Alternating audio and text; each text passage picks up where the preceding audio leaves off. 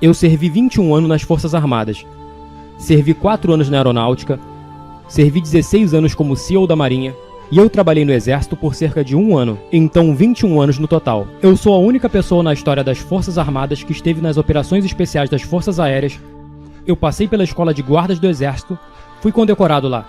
E eu fui o 36º afro-americano a se formar na Marinha e treinei mais 7 anos lá. Mas o que é engraçado sobre isso é que o que me levou nessa direção foi eu não querer fazer isso. Meu pai era um homem muito abusivo. Eu nunca vou esquecer a vez que eu assisti meu pai arrastar minha mãe escada abaixo pelos cabelos. Nós não podíamos fazer educação física, porque estávamos com hematomas de tanto apanhar. E minha mãe finalmente tomou coragem para finalmente se mudar dali. E para minha sorte, ela se mudou para uma pequena cidade chamada Brasil, Indiana. Lá tem cerca de 10 mil habitantes e apenas 3 famílias negras. Então, para resumir, eles picharam: "Ei, preto, nós vamos te matar." Então, estou tentando descrever a situação para todos vocês, para que entendam que vocês não precisam de muito para ter sucesso na vida. Foi mais ou menos assim que eu comecei.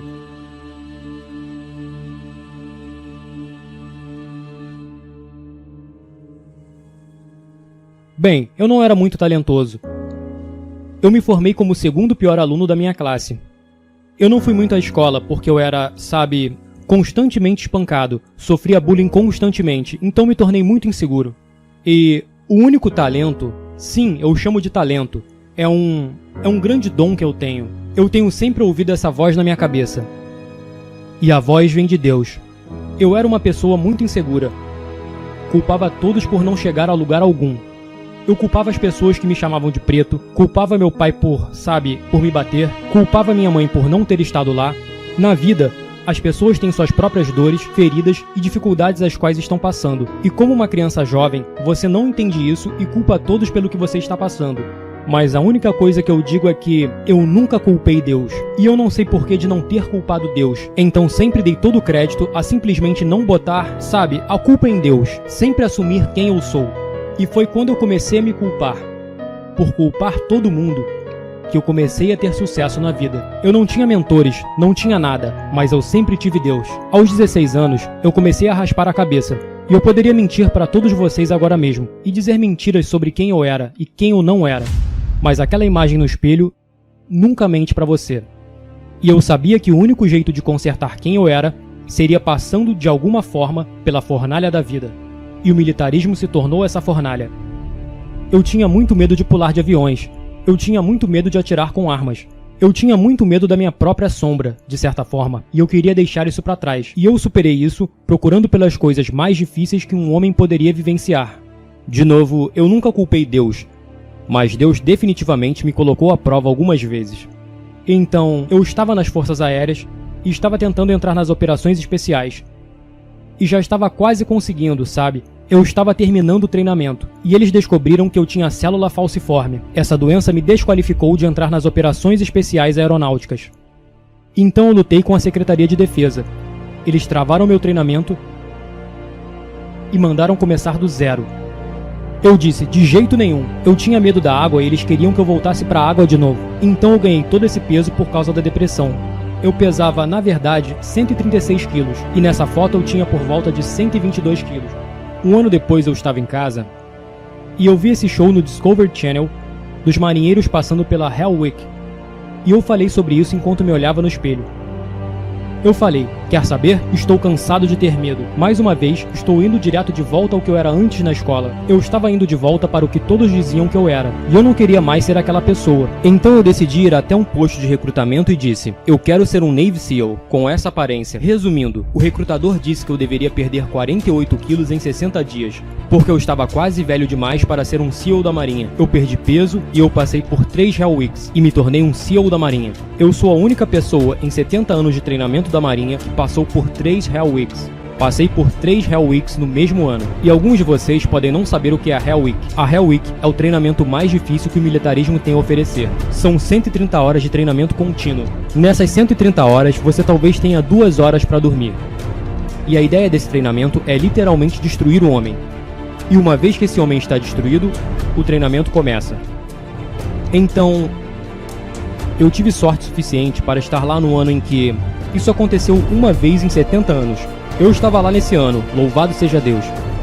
A ordem do comandante era: se qualquer um de vocês se machucar, ou qualquer um de vocês sentir alguma coisa, nós vamos te mandar de volta para o primeiro dia de treinamento. Eu não ligo se você está na última semana de treinamento, e o treinamento tem 6 meses de duração. Eu vou te botar de volta no dia 1. Então o que aconteceu comigo foi, a Hell Week é na 5ª semana do treinamento, e em algum momento da Hell Week eu me machuquei e voltei para o primeiro dia de treinamento. Passei pela minha 2ª vez por uma Hell Week completa. Estava me preparando para começar a 2ª fase do treinamento. Eu estava todo feliz, porque a Hell Week é a parte mais difícil do treinamento. O que aconteceu? Eu machuquei a perna e voltei para o primeiro dia mais uma vez. Comecei do primeiro dia novamente. Eu passei por isso e me tornei um Navy SEAL. Eu estava servindo por quase uma década, sabe? E fazendo o treinamento da Marinha por tanto tempo. O que aconteceu foi o pior incidente na história dos marinheiros. Tinham 4 caras fazendo uma vigia e eles foram descobertos por outras pessoas. Resumindo, todos morreram, exceto Marcus Luttrell. Eu conheci muitos caras que estavam nessa operação, e nesse ponto eu estava com cerca de 100 quilos, colocando meus tênis de correr, e muitos desses caras tinham filhos. Então eu queria levantar dinheiro para esses familiares, sabe? E a melhor forma que eu encontrei para fazer isso foi ter pesquisado online e encontrado uma fundação chamada Special Operations Warrior Foundation. Essa fundação manda crianças para a faculdade se seus pais foram das operações especiais e morreram em combate. Então eu encontrei essa grande fundação, mas eu não sou uma pessoa muito inteligente. Então pesquisei no Google os 10 eventos mais difíceis do mundo. E eu escolhi o mais difícil de todos. O mais difícil era essa corrida chamada Badwater 135. São 217 km de corrida através do Vale da Morte no verão. Não muito inteligente.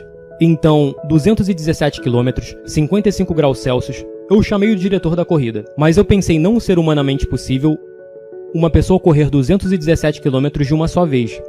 Então eu pensei que fosse uma corrida de múltiplos estágios. Eu pensei que correriam 25, 30 km, armariam um acampamento, fariam um churrasco ou algo do tipo.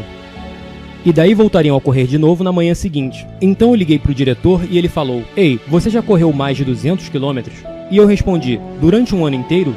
Ele disse: "Não, de uma só vez, em 24 horas ou menos." Eu disse: "Nunca?"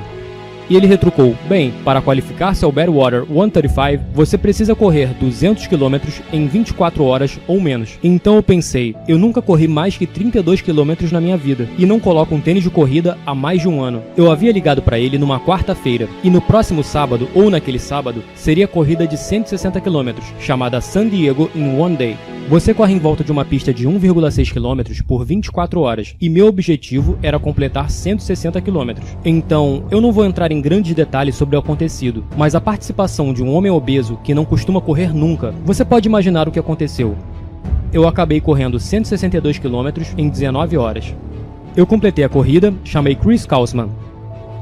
Ele disse: "Eu sei o quão mal condicionado você esteve, então você não está pronto para a corrida mais difícil do mundo." Então lá estava mais uma corrida que eu poderia fazer para provar ao Chris que eu queria fazer essa corrida para levantar dinheiro. Eu tive que me apresentar na linha de largada dessa corrida chamada The Hurt 100. Essa corrida era muito conveniente para a situação, porque na época apenas 27 pessoas tinham completado a corrida. Tem mais de 9 km de subida em uma corrida de 160 km. É o equivalente a escalarmos o Monte Everest e nós adicionarmos 160 km à conta. Então, basicamente, eu fui à linha de partida da corrida com uma tala nos pés. E eu completei essa corrida e fui fazer a Badwater 135. O que não contei a vocês foi, na minha 3ª semana no inferno, então, quando você passa por uma semana no inferno, dizem que você perde 5 anos de sua vida. Então acho que estou quase expirando nesse mundo, certo?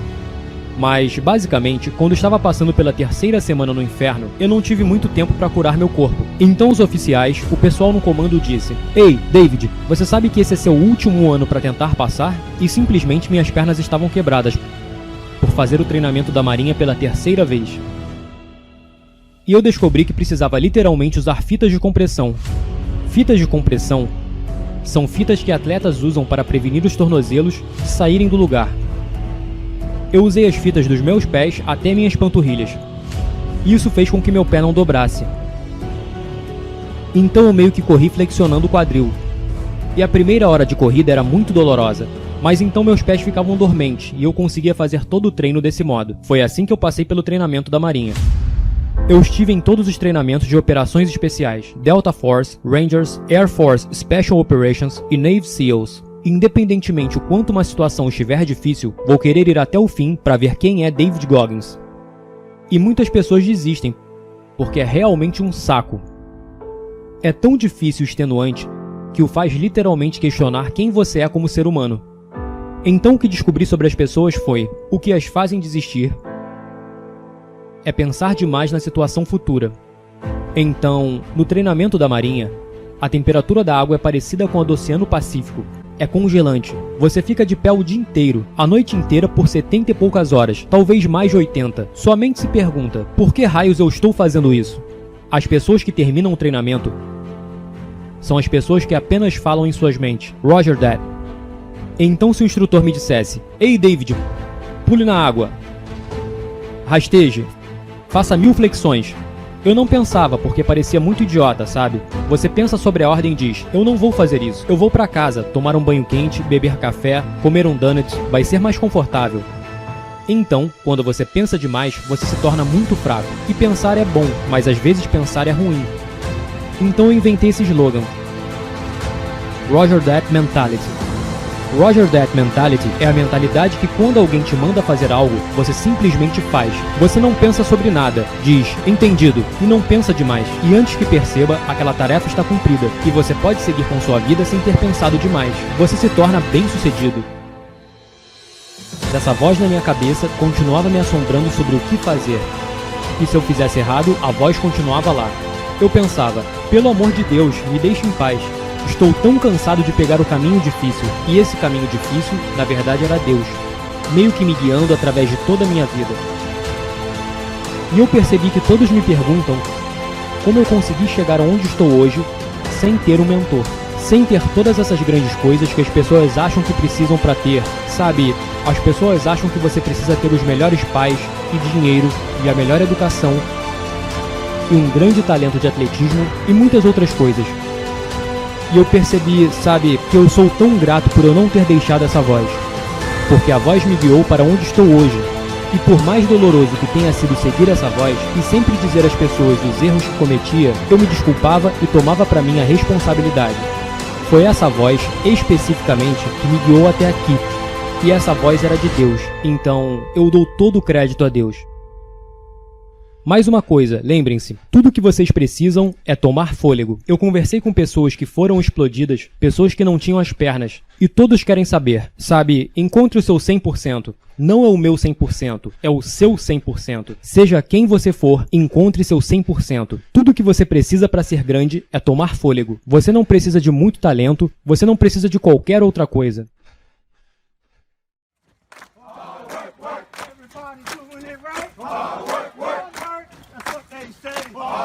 Hard work, you're doing it right. Hard work, you gotta